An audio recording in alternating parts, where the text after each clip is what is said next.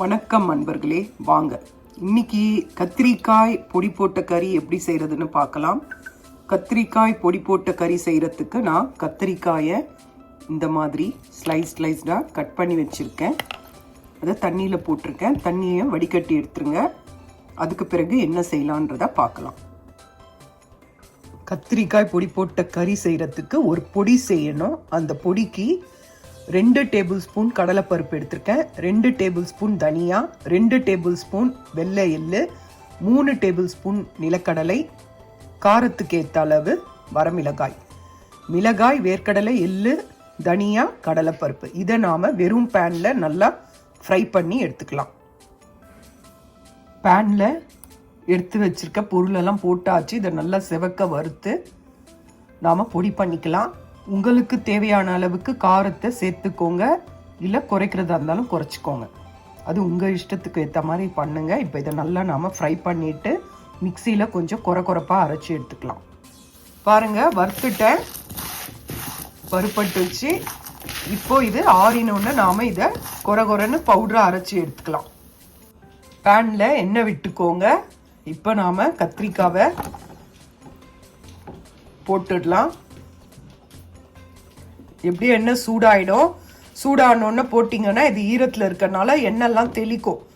அதனால் எண்ணெய் காயறதுக்கு முன்னாடி போட்டுருங்க. எப்படியோ எண்ணெய் சூடாக தான் போகுது. தெளிக்காமல் இருக்கிறதுக்கு தான் இந்த ஐடியா பண்ணுங்க. இல்லைன்னா அப்படியே சுருன்ட்டு அப்படியே அடிக்கும். கத்திரிக்காய் போட்டு நல்லா வதக்கி விடுங்க.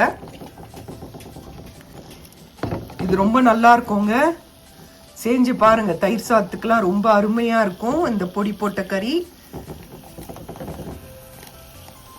செஞ்சு பார்த்து சாப்பிட்டுட்டு எப்படி இருக்குன்னு சொல்லிட்டு கமெண்ட்ல சொல்லுங்க.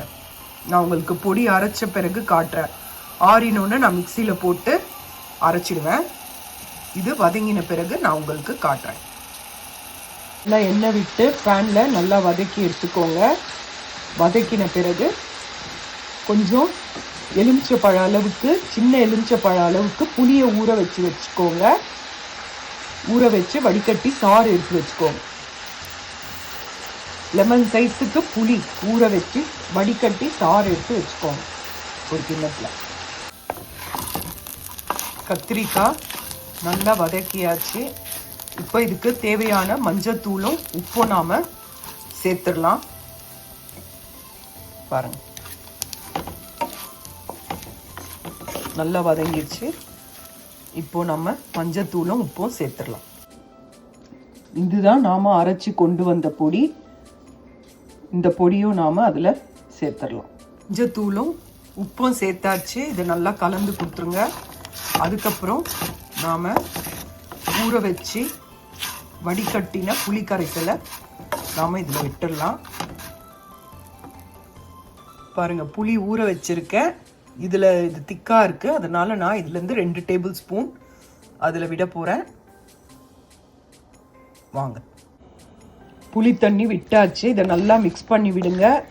நல்லா இது ட்ரை ஆகட்டும். ட்ரை ஆன பிறகு நாம் அரைச்சி வச்சிருக்க பவுடரை இதில் மிக்ஸ் பண்ணலாம். புளி தண்ணி இந்த காயோட நல்லா மிக்ஸ் ஆகட்டும்.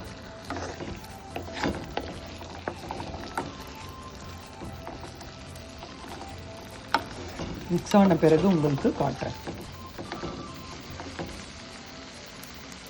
பாருங்க, இப்போ புளி தண்ணி எல்லாம் நல்லா ட்ரை ஆயிடுச்சு.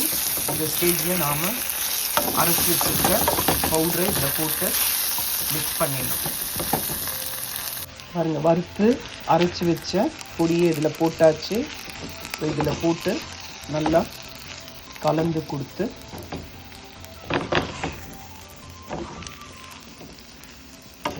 விட்டுடுங்க.